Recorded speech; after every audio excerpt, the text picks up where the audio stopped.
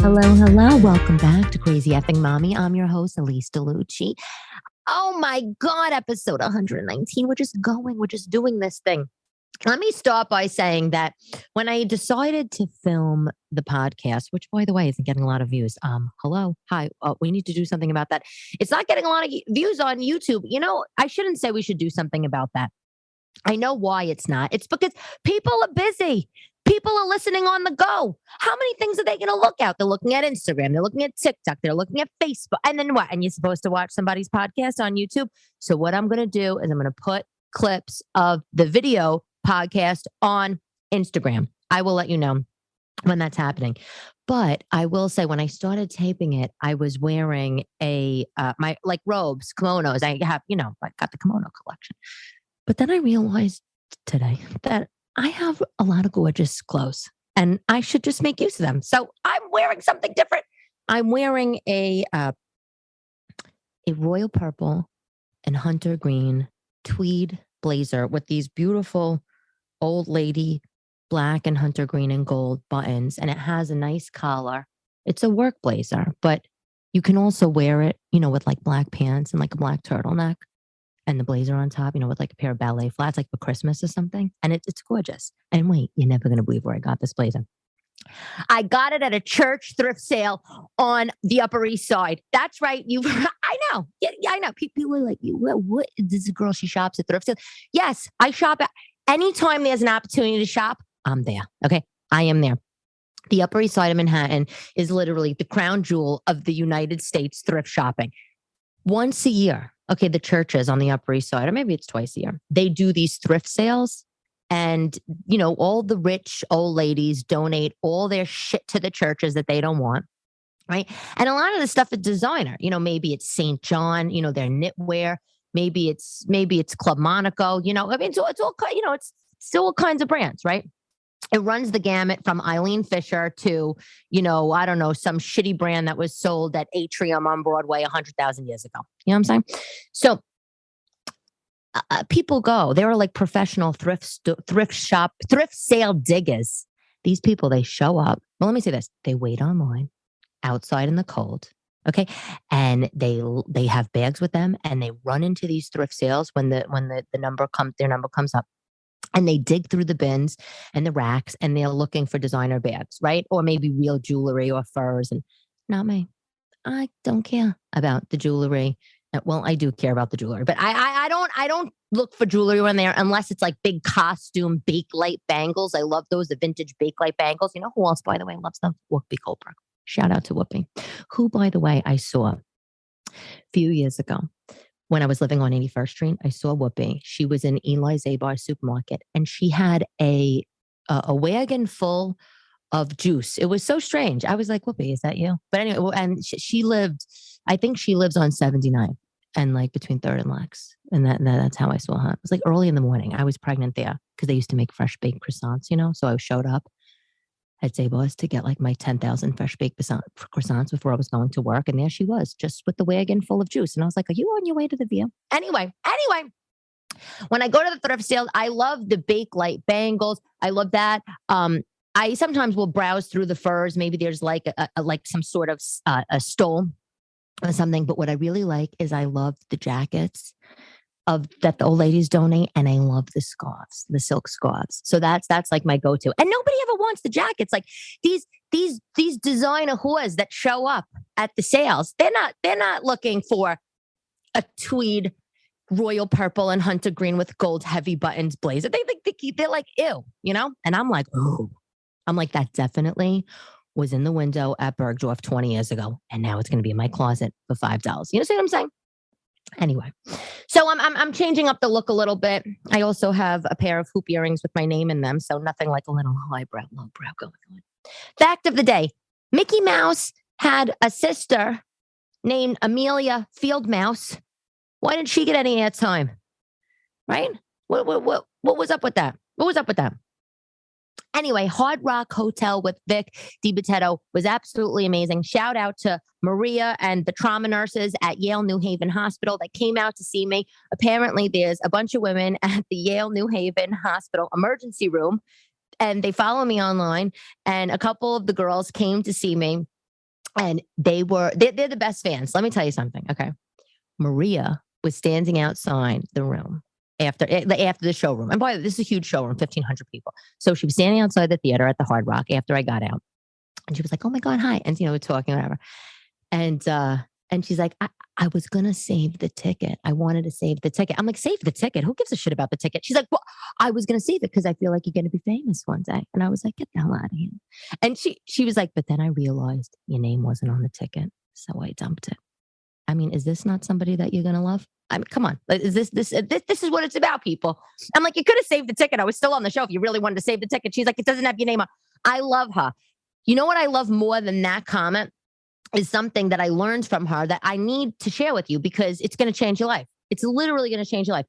She said to me, which I totally appreciate. She said, oh my God, I would love to keep in touch, like outside of social media. Like, she follows me on social media. Sometimes she sends me a DM and, like sometimes I'll answer. It's nothing like it's not long answers. It's just, oh, hi, I'm coming to the show, whatever. But she said, I would love to, exchange numbers. And maybe if you're in the area, we could go for drinks, whatever. And then she said, I know you can't give me your number. And I just want to stop and say, I would love to have given you my number, Maria. But yes, I can't give you my number because it's a weird world we live in. It's not that I don't trust you. It's not that you don't look normal. It's not that I'm sure you have a lovely family and friends and job, but there are wolves in sheep's clothing out there. You're a single mother or raising your kids. So you know how it is. Anyway. So she said, since you can't give me your number, I want to give you my number. I said, okay. And instead of giving me just her straight phone number, she pulled out this card out of her wallet. And it was like a credit card and it had a QR code on it. And I was like, what the hell is this? And the card on the back, so on the one side it said dot, right? It's a dot. It was a logo. And the other side had a QR code. And I said, what is this? And she said, oh, it's this thing I found on TikTok and I bought a card. And she's like, and just scan the QR code and all my contact information will come up. I said, okay. So I scan the QR code and lo and behold, her phone number comes up, her email, all her social handles, all on my cell phone. So I took a screenshot of it. And of course, I took a picture of the card because I was like, oh my God, I need to tell everybody about this. This is amazing. And I have the website. It's .cards.net. .cards.net. And you might have heard about this on TikTok, whatever. I haven't. I think this is game changing. If you're out and you meet somebody, right? And you want to exchange information, just have them scan the QR code. Is that not brilliant? Now, obviously, that doesn't necessarily translate into them following you. If they scan the code, it doesn't necessarily translate into an email popping up, but you get all their contact information. So I think this is business cards evolved, right? This is how it goes. Better than though just communication with friends or how great is this if you're a mom and you have kids, right? Just slip this in your kid's jacket, maybe one in their backpack, right? Have all your information on there, your phone number, your husband's phone number, the grandparents' phone, whatever, just in case of emergency. I mean, just in case, you never know, right? I don't know, .cards.net. I will be getting one. By the way, for the businesses out there, can we stop using .net extensions on websites? I mean, it's kind of shitty. No, I don't know. The thing is the card was a beautiful card. The experience was seamless. The QR code scanning, the load time, very fast, right? But then when I found out the website was a .net, I was like, really? .net? Out of all the extensions, not .io, not .co. I mean, to keep it fresh, .net? Really? Anyway. So when I was at the Hard Rock, my sister, Allison in New Jersey, she watched my daughters for me. And then, it's amazing for them. It's amazing for them because she got a dog. She got a mini Bernese mounted dog, the cutest dog ever. Literally, it's like Beethoven, but tiny. And so the girls just had the best time. And when I was there, I saw my sister. She lost so much weight. Like maybe my sister's 5'2". Maybe she's, I don't know. Maybe usually, or I should say pandemic usually. Maybe she's like 150, 160. I don't know. Pandemic. She's probably going to kill me. I don't think those are big numbers. Allison, by the way. But she was so skinny. And I was like, what the hell happened? What did you do? What are you using? And she told me, Ozempic. And I was like, all of a sudden, I felt the angels sing in the air. I felt the heavens open and Virgin Mary shine down on me. Ozempic. I was like, oh my God, I must have Ozempic. I had no idea what this was. Ozempic is a shot for diabetes patients that apparently you keep in the fridge once a week. You stab yourself in your thigh and you're just not hungry. I mean, have you not heard of anything better than this? So, she did it. She's doing it. She lost like 40 pounds. Okay. My mother tried it. She told me. But apparently my mother tried it. She said made my mother have all kinds of heartburn, whatever. My girlfriend, Denise, did Ozempic. She lost like, I don't know, 80 pounds. I mean, she's like a min pin these days. I don't even recognize her. She came out to a New Jersey Pack show. I was like, where's Denise? Where'd you go? And she's like, Ozempic. So, of course, that's it. I came home after the shows and I was like, right straight on the phone with my shrink. And I was like, I need a prescription to Ozempic. And he's like, I don't prescribe diabetes medication. You know what I prescribe for weight loss? Exercise. And I was like, this is why I hate you. Okay, this is why.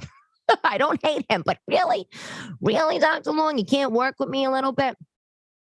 I mean, it wouldn't be a long-term thing. I'm just trying to lose this 1,000 pounds that I put on from taking prednisone because I had some goddamn rash. Anyway, my shrink though said, I actually do prescribe intermittent fasting. And I said, yeah. We tried this. I tried it for like 3 days. I can't wrap my head around the fast. And he's like, no, Elyse, just try again. He's like, let me give you a better window of time to eat. And an app. I said, fine. Another app. Something else to download, something else probably to pay for, something else to share the data. We're living in Handmaid's Tale, everybody watching us. Anyway, so, okay. So I'm day 3 on intermittent fasting. I'm fine. My eating window is 1 p.m. to 9 p.m. I know what you're thinking. You're like, 9 p.m., Elyse? Really? What are you doing at 9 p.m.? You're sitting on the couch. You're going to be eating? That's disgusting. I know. But here's the thing. I wake up in the morning and I have a cup of coffee, right? And then I have a couple refills of coffee. And I should get to the place where I'm not putting milk and sugar in the coffee, but I'll get there, in like a decade. And so I have a coffee and then, I'm on calls, I'm working, I'm emailing, I'm on the computer. I'm forgetting that I didn't have breakfast. And then by 1:00, I'm starving, right? I have lunch 1:30, and then I have a nice dinner at 6:00. Maybe a little snack. Last night I had after dinner a small bowl of a snack. One of my friends told me blueberries with cashews and a little honey in it. You mix it together. It's delicious. That's what I had for dessert last night, and then I was done. I was full. That was it. So now I'm on day 3, or maybe it's day 4. I don't know. Did I lose any weight? No. Like 2 seconds. I've been on this diet for 2 seconds. We'll see how it goes. One of my comedian friends, Mike Young, he was on a podcast. He was on the podcast like, I don't know, like 75 episodes ago, literally. And that was, that was the first and only guest I had. And the reason why I didn't have more guests was because all of you listeners had reached out to me and said, why have guests? Just talk to us about your life and all the things you hear and shop. But yeah, so I was like, yeah, you know what? Screw guests. We might have a guest once in a blue. But Mike Young on that podcast, after it ended, he told me every morning for breakfast, he has a bowl of salted cashews and blueberries with a drizzle of honey. And the honey and the salt and the sweetness of the blueberries.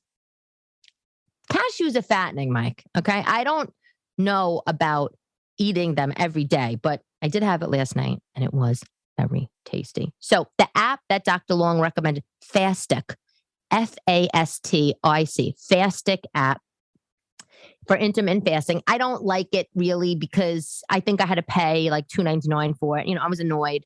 It sends you alerts and says, it's your eating time. And let me tell you something.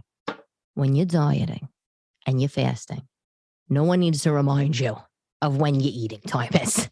Okay, people? Anyway. My ex-husband got back from Argentina. He was there for 2 weeks. Like, can you imagine? Oh. He was there for 2 weeks with his girlfriend. First of all, good for him. But can we talk about like how petty he was? When he told me he was going on this trip, he told me he was going to Argentina maybe 2 months ago.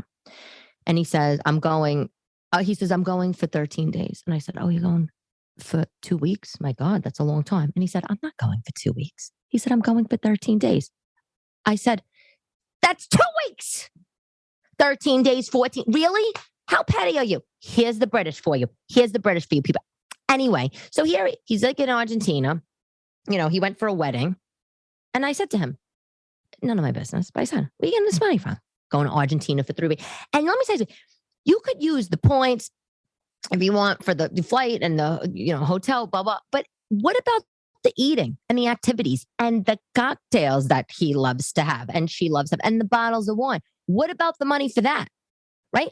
And he's like, oh, we're splitting it. Or, it's like, whatever lies he's telling me. The point is 14 days is a long time to go away. It's not my business. It's not my business.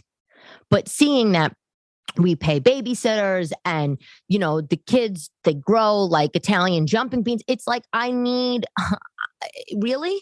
Real. And I'm like, I'm just making it. It's like, really? 14 days? But that was really also me just being angry, because you want to know what the truth is that when we were married, we didn't take 2-week vacations. That's my honeymoon to Hong Kong and Thailand wasn't even 2 weeks. It was like, I don't know, 10 days or something, which is almost 2 weeks. Maybe it was long. Actually, maybe it was like 12 days. It's not the point. When our marriage was just going down the tubes, when I was working, those 50, 60 ridiculous hours a week, and I was struggling mentally, and, my father died and my mother just disappeared because she was overwhelmed that I had 2 kids and lived in the city. Like, thanks, Ma. It's like, you could have taken me away to the Italian Riviera for 2 weeks, right? Made arrangements, but no, you didn't. You didn't. No, who do you take away for 2 weeks? This broad. Did she have your kids? I don't think so. I just want you to know, I don't go around with that kind of energy. I don't go around with that kind of I hate the new girlfriend energy. Because I told you, I loved him. I still love him. I was a little jealous, and that's fine. That's normal. That's normal. I have no desire to go to Argentina though. None. For 2 weeks, I just want to stay home for 2 weeks. I just want to stay home, and my ideal vacation, I stay home and just order everything on Seamless, just get takeout every day and just TV and no makeup. I mean, maybe go to Italy. I don't know. But that's what I want. I am actually, though, I shouldn't complain, because I am going to Italy in a few months with Chris. He's never been there. I can't even deal with that. I can't. I lived in Italy. I lived in Rome. I think I said that in the past. I lived in Rome when I was in college. And I've been back since then, but he's never been. So it's like, oh my God, we have to go. And all we're going to do is just eat pizza the whole entire time, which is why I need to lose the weight for intermittent fasting. I have a lot of big eating opportunities coming up. Thanksgiving. Oh, Halloween, all the candy. Okay. Thanksgiving, all the Christmas Eve, all that stuff. Italy. I mean, come on. Anyway. Bravocon. Did we go? Did you buy tickets at the Javits Center? I did not. Which, by the way, I heard. Actually, I'm not going to even go there. But Bravocon. It was amazing. Everybody said it was amazing. My friend Andrea Lopez. She does the impressions online of on social of Teresa Giudice. Anyway, she went. She was there. I think they invited her, which was nice. Look at this. My phone's going. Hold on. Can I call you back? I'm doing my podcast right now. All right. Okay. Goodbye. You know what? That was Chris. Really? I totally text you. I said I was doing the podcast. Anyway, so Bravocon. So Andrea Lopez went. She does the impressions of Teresa Giudice. She had a great time. I saw her pictures. It was October 14th, at the Javits Center. And, you basically, what is it? I'll tell you what it is. You meet all the people a lot of the people on Bravo, right? They have photo op booths and all this kind of stuff. They do talks and all this thing. Here's the best thing I think about BravoCon that you and I both could take advantage of. That is 100% free. Bravocon, well, let me say, in my opinion, Bravocon built a website to support the event called the what is it called? Hold on. The Bravo TV Bazaar. The Bravo Bazaar. And you could go on the website. Still, I think it's still live as if I looked a few days ago, but you go on the website and you can shop. They have like little stores and, you could shop whatever. It's Bravo merch. Maybe it's merch of the people that are on Bravo. That's not why I think it's great. I think it's great because you and me and everybody else that went on Bravo Bazaar, the URL is bazaar.bravotv.com, can see what the metaverse is like. So obviously, you know what I do, and I spent my career for the last 20 years. The metaverse, right, is virtual reality. Everybody's talking about the metaverse. I think we might have talked about it a few episodes ago, but the metaverse is essentially a virtual reality that you can get immersed in, right?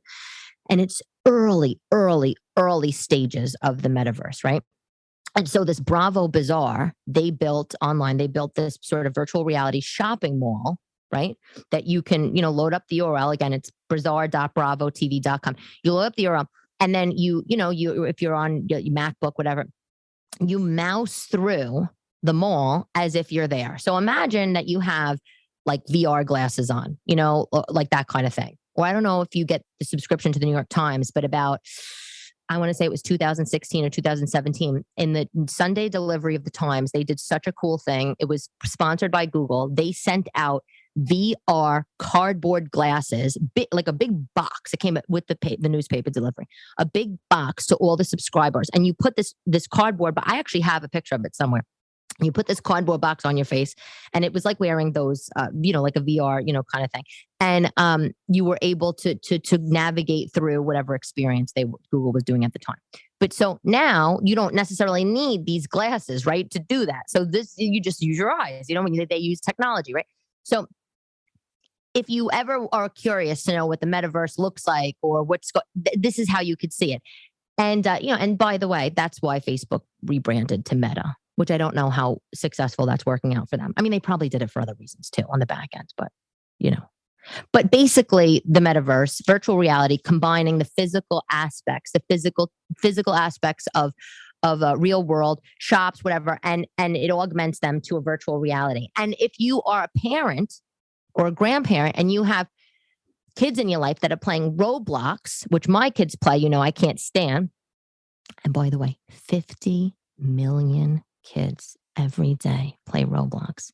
50 million kids daily log into Roblox. Is that not wild? Roblox, it's not road, it's Roblox. Roblox is a very, very, very early game of metaverse. So, right, like they, basically, the kids, they go on their iPad, they open the Roblox app, and then they travel through this virtual reality that they built. They build dining rooms, they build kitchens, they build houses, whatever. Their little friends play with them. They play games inside this they play hide and seek. Like Annalise and Vivian sit on the couch next to each other. They both have their iPads on their laps. They both have the app open of Roblox, and they play hide and seek and shit like that with each other through the app, like not physically playing. It's weird. And this is a whole bigger issue of people being sedentary and, obesity or screen time and overstimulation. But I'm just explaining the metaverse. And by the way, it's like a whole economy inside Roblox. If you want to buy things in Roblox, there's in-app currency, Robux, right? The devs, the developers, right? The people that build out Roblox, they get paid. They literally get paid by these in-game purchases, which, by the way, is how cryptocurrency works. Every time blocks are made or whatever it is, the miners get paid. It's a whole thing. It's a whole thing. Let me tell you. Hold on, I'm looking for the number because I have my notes right here. How much Roblox made last quarter? 3 months. Just take a guess how much Roadblocks made. $509 million in revenue. That's how much money the in-game purchases generated for this company based on the sales of Google Play and Apple App Stores. The game itself is free to play. But if you want to do things, level up, whatever they call it, the kids, we're in early days of the metaverse. But before we see, full immersion and that kind of thing, this is what we have right now. So, for example, if you have, and let me just say, this is, I don't know if you have a movie theater, if you own a movie theater, say you own, I don't know, an AMC, out in Chicago, whatever, and you want to build a metaverse movie theater, you can easily do that, right? You can hire devs, you could build your movie theater to be in the metaverse, and then people could come through all over the world and buy within the app, right? Within your metaverse movie theater app, whatever website, whatever it is, buy tickets to the movie theater. And then your small brick and mortar business, which maybe had, a footprint of whatever, only a certain amount of people could come or would come, realistically come on a regular basis because you have a small, like a mile radius, your physical location. Now, all of a sudden, your physical location is opened up, right, to the whole world. They're not getting the physical movie theater experience. But who knows? What is the future going to bring with this? It makes me what? The world is full of possibilities, people. If you have a movie theater and you're building a metaverse app, not to get too off track here, but maybe part of your movie ticket, say you buy your movie ticket in advance to watch an AMC movie out of the Chicago movie theater, but you're in the metaverse online. Maybe you buy your ticket a week in advance. Maybe then in that week span when you hold your ticket, maybe that movie theater delivers to your physical location, your home, whatever it is. Maybe they deliver popcorn. Maybe they deliver some cool, merch for you to enjoy. It's good. The world is definitely changing. We are just in the early stages. I don't know what the future holds, and I don't speak at conferences anymore about this stuff, but I did used to, and Cannes Lion being one of them, which was the big conference in the south of France. So I'm very intrigued by the whole thing. And I think it's so cool that Bravo TV, the Bravo channel built this bazaar, not only to generate additional revenue, but they understand that they have reach right outside. They understand that Bravo. Let me rephrase. I love that Bravo TV built Bravo TV Bazaar. I love that they built this metaverse simulation on this website because they understand that the Bravo viewers are not all the Bravo viewers are able to attend Bravocon at the Javits Center. So how can they bring Bravocon to the masses across the US and across the world? It makes much more financial sense for them to invest and build a metaverse rather than have Bravocon offshoots in all the major metropolitan areas across the country. That's what I'm saying. And I think it's great. I think it's great and I think it's cool. And if you want to see a little tiny piece of the metaverse or what it is right now in these nascent days, worth checking out. Okay, moving on to beauty products. Deciem's The Ordinary. I sung its praises last week. And a lot of you reached out and said you went out and bought the products, which I love. I think that's so cool. Here's the thing. I am absolutely loving the products, but you have to look up what not to mix and what you can mix. Like, for example, right? We all know you can't really mix oil and water, right? Like just basic shit, right? But something I didn't know that I learned when I was Googling The Ordinary and mixing the products, like I have it here. Glycolic acid, salicylic acid, lactic acids, they should never be mixed with vitamin C. Okay, who knew? Not me. Fine. What I did is when I was in Atlantic City, I usually, by the way, I love all my skincare and my beauty products now, but sometimes if I'm traveling, especially on the road, I don't want to schlep all that stuff like a couple nights or one night. But this time, because I'm all hopped up on The Ordinary, I'm all let me pack all this shit in my toiletry bag. So, but all I wound up taking was the hyaluronic acid, the niacinamide, and the lactic acid. And I did a little boo-boo because at night, I put the lactic acid on, I like wash my face with soap and then put the lactic acid on and, like tap my face like that, whatever. And then right after I put the niacinamide and then like right after I put the hyaluronic, all I know is on Sunday, I did that every night for like 3 nights in a row. On Sunday, I woke up, my cheeks were like red and inflamed and rashy and broken out. And I was like, what the hell happened to me? And apparently you shouldn't be mixing lactic acid and niacinamide if you don't like, you shouldn't mix them back to back. You have to wait like 30 minutes. Oh no, I didn't know. I have a whole like chart I made for myself in my bedroom of like what I can mix and what I can mix and it can't. And I read that you could use the lactic and the niacinamide, but I guess I failed to put down that you need to wait 30 minutes, which I'm never going to do. Like I'm busy like you. Like at the end of the day, I wash my face, I take a shower, whatever, wash my face, do my skincare, put my glass on, and then I get the hell on the couch or get into bed. I am not going to wait 30 minutes and then go back and do the rest. I mean, like even when I do masks at home, I'm like annoyed after the mask dries on my face. I'm annoyed because I have to go wash it off. I'm like, oh, gotta go back in the bathroom, do something else now. You know what I'm saying? So that could have been the reason why I got the rash, but more likely it was maybe that doing these new things to my face 3 days in a row is a little harsh and my skin couldn't really like handle the harshness because I have such sensitive skin. So it's just a heads up to you that when you're using the product, you really got to look it up. But I will say the hyaluronic acid, amazing. The niacinamide, I mean, everything. They have a blood facial product, by the way. Amazing. Because blood facials are like $1,000 at the dermatologist, but you can get this for $8. I don't remember what it's called. Anyway. Okay. Did you know that Selena, you remember Selena, right? Selena Quintanilla. I don't even know if that's how you say her name. Mexican-American singer, gorgeous girl. Do you know that she was considered the Mexican Madonna? Not the Virgin Mary, like the Mexican material girl. I thought that was so cute. I read that recently.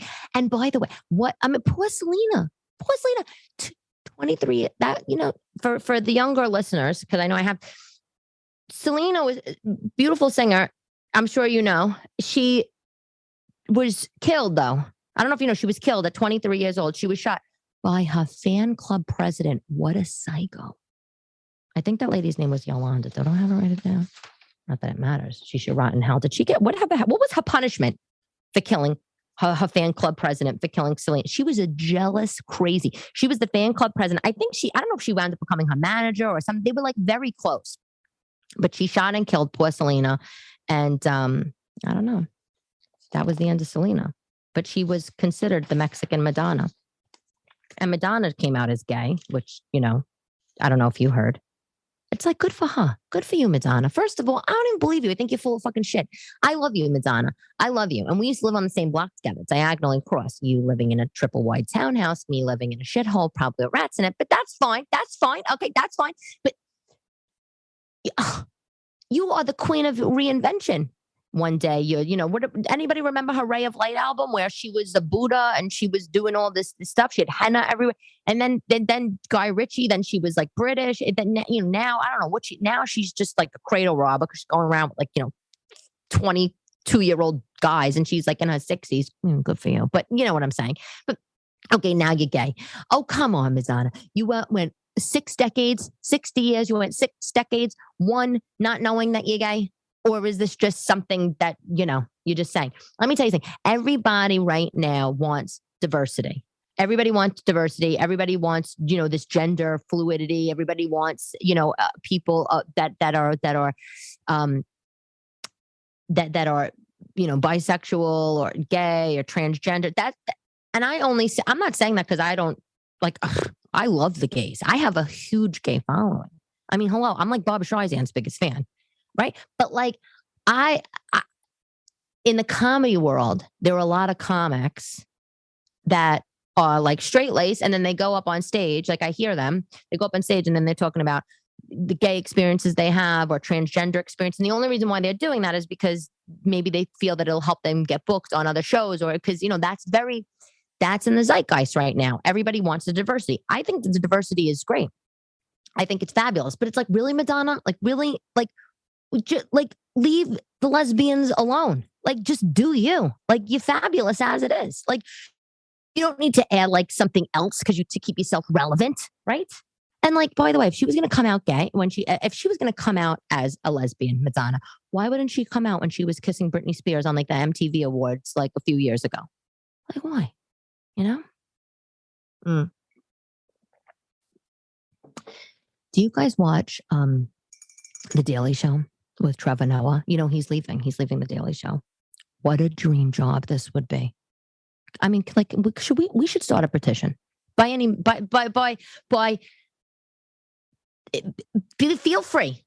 Feel free to get a petition going that we should have a show, DeLucci After Dark, right? Why isn't there another night? How about this?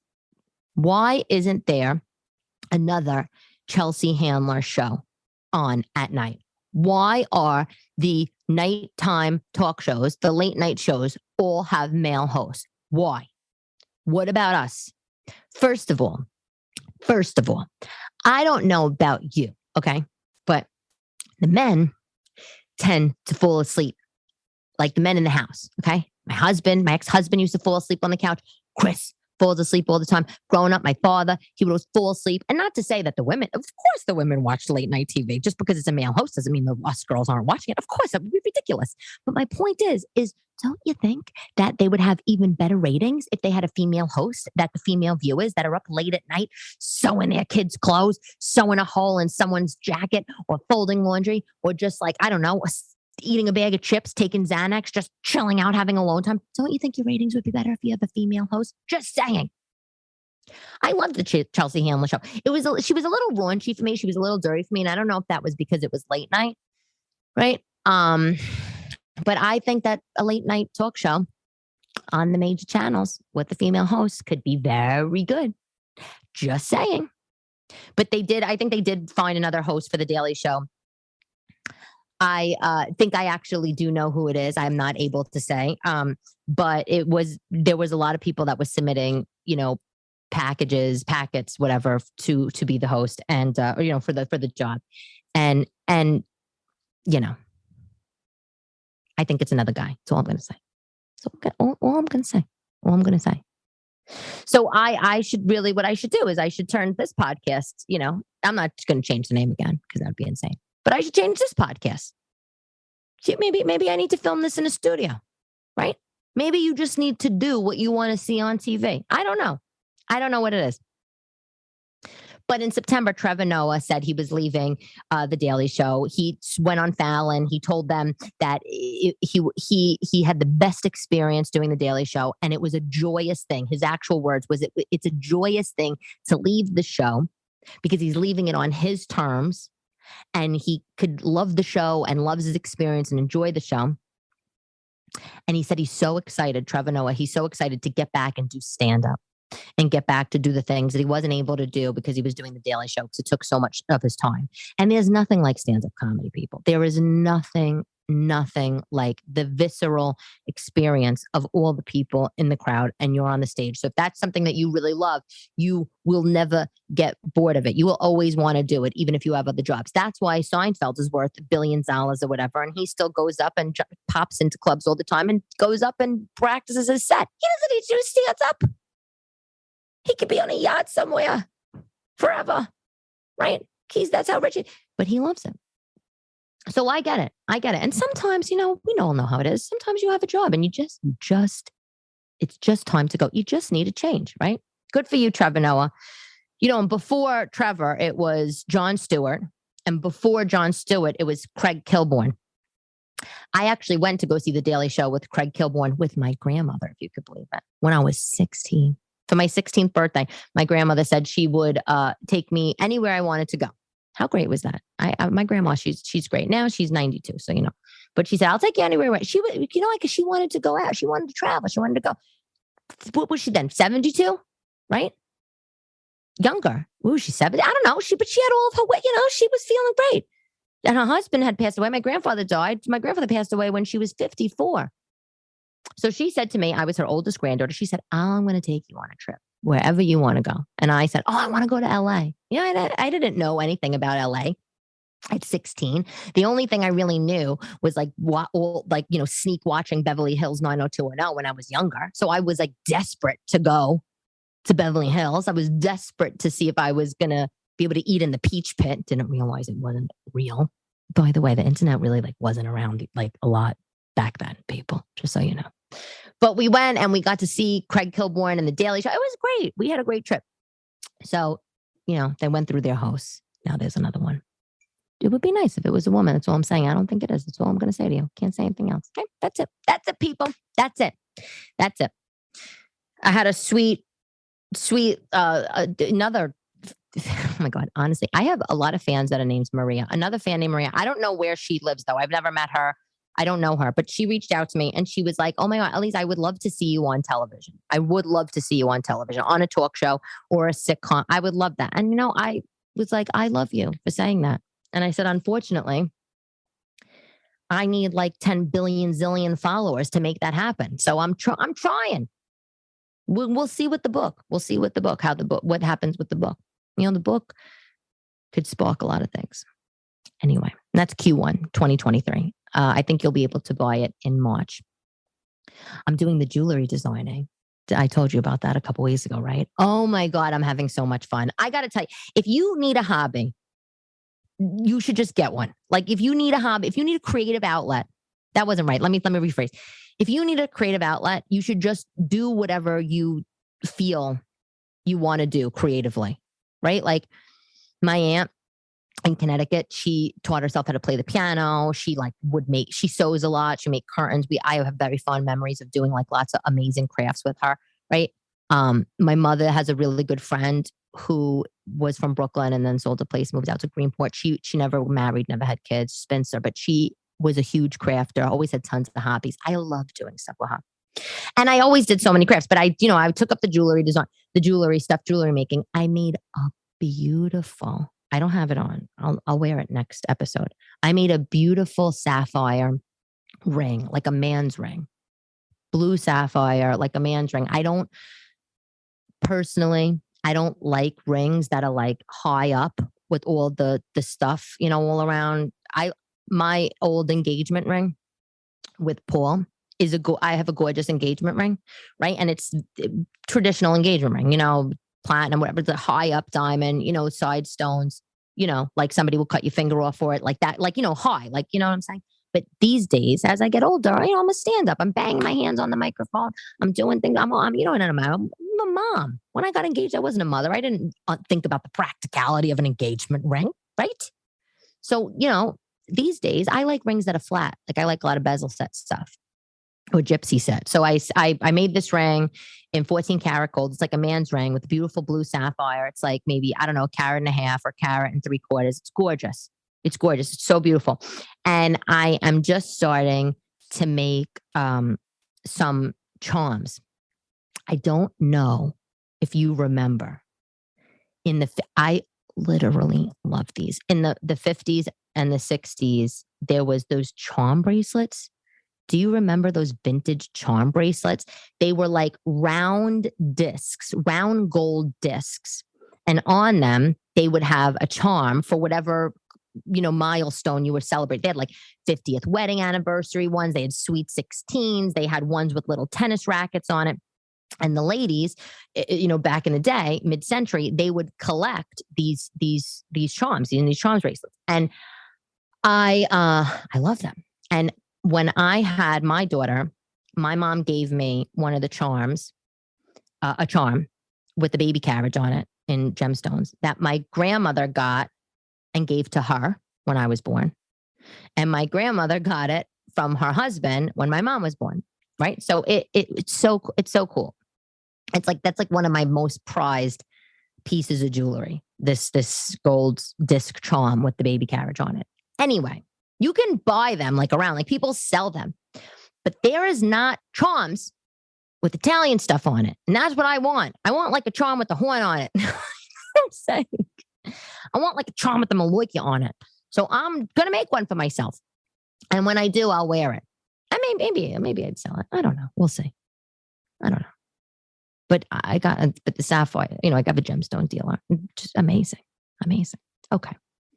The product of the week, which I did ages ago, I'm doing it again because somebody asked me about lip liners, the Revlon colorstay lip liner. I wear Milani. I still wear Milani lip liners, and I love Milani, but Revlon colorstay stays on longer. Milani, I think, has better shades, but Revlon colorstay stays on for like 10 hours. Like I could do a whole stand-up set, right? I could do an hour of stand-up. Then I could go eat a meal. And then I could go be a big cacudon with everybody. And I still got the lip line on. Like, so that's it. Revlon colorstay. But before you buy it in CVS or whatever stores, Target, look on Amazon because I got a couple for $2, which I talked about a while ago. But they still had like a couple of shades, $2 recently. I think they had like a plum shade, which I bought. I didn't care. I was like, oh, plum, I'll make that work somehow. $2. Amazing. Quote of the day by Zadie Smith, who wrote the book White Teeth. I bought that book years ago. I remember it was a beautiful red book. Anyway, Zadie Smith, it's a simple matter of what you do when the chips are down. It's a simple matter of what you do when the chips are down. That's true. You don't have to have everything, people. You just got to make the best of everything. That's all I'm saying. I'm Elyse DeLucci. This is Crazy Effing Mommy. This has been episode 119. Thank you for listening. As always, love to love you, baby.